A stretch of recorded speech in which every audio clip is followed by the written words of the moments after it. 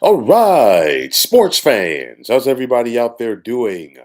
William Martin coming at you one more time here on YouTube with another edition of the 300 Pounds of Sports Knowledge Podcast. This has been a season to forget for the New England Patriots as they are barreling to their worst season in more than 30 years. And as the Patriots could be looking at a possible reset for next season, it has to start with their offense. New England is 28th in yards per game this season, which includes them failing to score 20 points in 10 games so far this season. Patriots have been shut out twice so far here in 2023, and they've only scored a combined 13 points over their last three games. You think about it, they just lost at home this past Sunday to the Chargers 6-0. It's like watching the Red Sox lose to the Angels. And I know that rain was a factor at Gillette Stadium, but at the end of the day, you got to try to go out there and capitalize when you're able to hold this Chargers offense led by Pro Bowl quarterback Justin Herbert to just a pair of field goals. Now, don't get me wrong. When Mac Jones was in there as a Patriot starting quarterback, it was not a thing of beauty. And of course, Bill Belichick, New England's head coach, is now gone to Bailey Zappi, and it ain't that much better either. I mean, Zappi this past Sunday was 13 to 25 for a buck 41, while he on the season has yet to throw a touchdown. And if you are Patriots team owner Robert Kraft, you've got something new on your hands this season because the folks in Foxborough are booing loudly as far as the product that you're putting out on that field every single Sunday. And of course, if you're Robert Kraft, this is uncharted territory for you because for the most part, the Patriots have been a very competitive organization since Robert Kraft has owned this team now for just about 30 years. You think about it, they won six championships with Tom Brady as their starting quarterback, nine Super Bowl appearances during that era. And let's not forget, the Patriots also made the Super Bowl at the end of the 1996 season. So, on Robert Kraft's watch as a team owner, New England has made 10 Super Bowl appearances, and all of that just don't simply happen by accident. And this is uncharted water. I mean, you think back, Tom Brady's last season with the Patriots, of course, was 2019. And typically, when Brady was under center, the Patriots' offense was poetry in motion. Naturally, it's taken a step back over the last couple of years. They did have a postseason appearance in 2021. But like I said earlier this season, Bill Belichick did not do any favors to Mac Jones. You go back to 2021, Josh McDaniels was the offensive coordinator for the Patriots. And at that time, there were a lot of similarities with what Josh McDaniels was calling from the offense that Mac Jones came from in Alabama. A lot of similarities between Nick Saban and Bill Belichick. And, there was comfort there with Mac Jones. Now, obviously, last year, Bill Belichick did not help the maturation process of Mac Jones by going out there and having co-offensive coordinators in Matt Patricia and Joe Judge. And of course, Joe Judge being a special teams coach and Matt Patricia being a defensive coordinator. That really didn't help that young man. And honestly, you look at Mac Jones right now, he's shell shocked. Don't get me wrong. I am not saying that Mac Jones is going to sit up there and be the heir apparent to Tom Brady. Absolutely not. But I really think that New England, most importantly, Bill Belichick, has stunted this young man's growth. And when it's all said and done, will Robert Kraft give Bill Belichick the opportunity to draft another franchise quarterback? Because you look at things right now for the Patriots. If the season ended today, they're picking number two. And more than likely, they're going to go out there and get themselves another quarterback. This is the most important draft pick for the New England Patriots since they took Drew Bledsoe first overall 30 years ago. Why? Because you've got to go out there and you've got to find yourselves a new franchise quarterback. You can't worry about whether or not that guy's going to be the next Tom Brady. There's not going to be another Tom Brady. You have to let whomever that you select be the best person that he can be. And you have to put the right people around him. And it begins with coaching. We can't sit up there if you're the Patriots and do what Bill Belichick has been doing for the last 10 years or so, where it's like, you know what? We're going to use a first round pick on Joe Schmo out of, a Bel Air A&M university, a school that nobody's ever really heard of, and just say, hey, you know what, go out there and produce for this team. No, Belichick has gotten away with that for a long time because he had Tom Brady under center.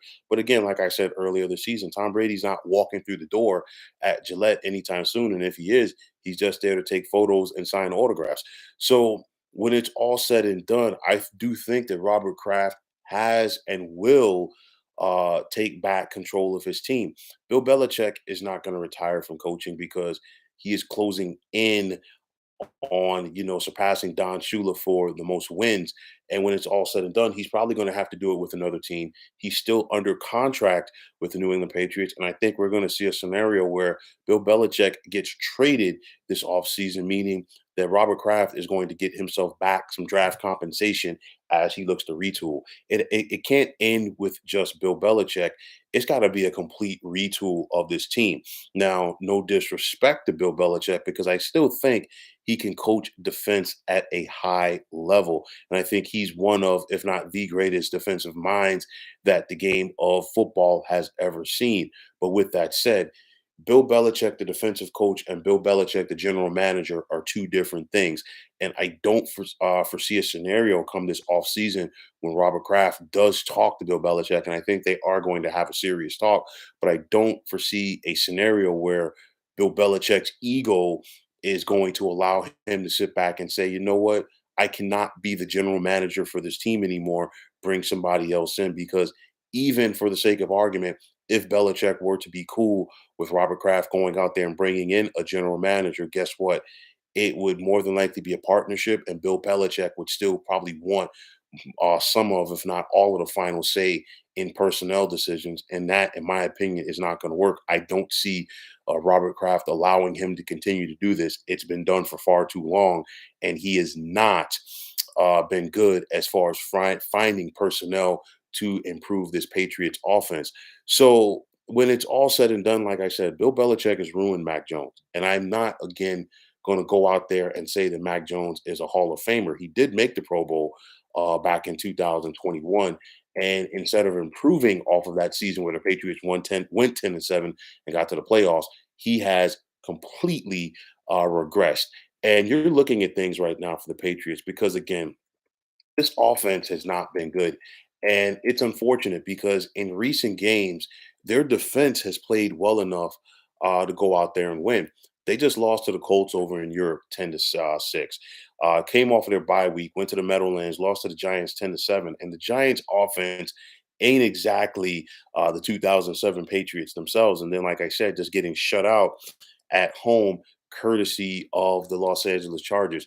And it's darn near impossible to get shut out during an NFL season. And now the New England Patriots have done it twice. And I got news for you. They still got 5 games to go. They play on the road this Thursday night against the Pittsburgh Steelers. And I know that we've seen Sunday night and Monday night games already start to get flexed in the NFL schedule. I'm sure that a lot of people would like to see this Thursday night game be flexed out. It's not going to be a thing of beauty because the Steelers have their own offensive issues to speak of. But then after that, New England hosts Kansas City. They're at Denver, who's playing better. They're at Buffalo, and Buffalo's looking to get back on track as they try to make the postseason. And then they finish up at home, the Patriots do, with the Jets. And that game right there, I think we could save a lot of people a lot of heartache and pain if the NFL just comes out and says, hey, the first team to score, I don't care what it is, safety, field goal, punt return, kick return, pick six, whatever, because you can't leave it up in the hands of these respective offenses because the Jets are not pretty either.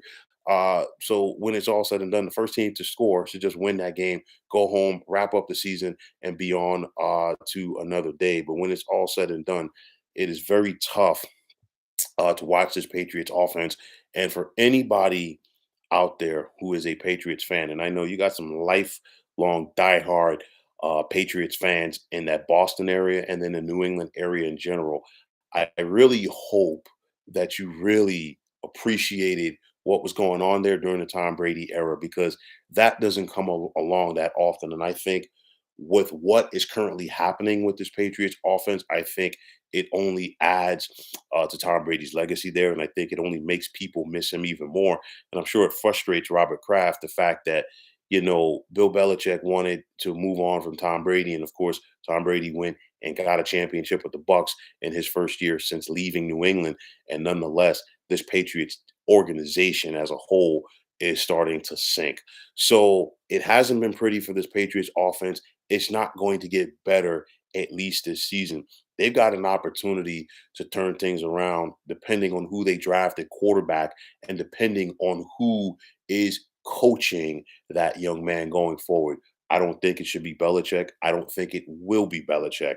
And when it's all said and done, I think the time has come for some fresh blood in New England in more ways than one. A new quarterback, a new head coach, a new coaching staff in general, and a new philosophy as a Patriots look to try to get back to their winning ways.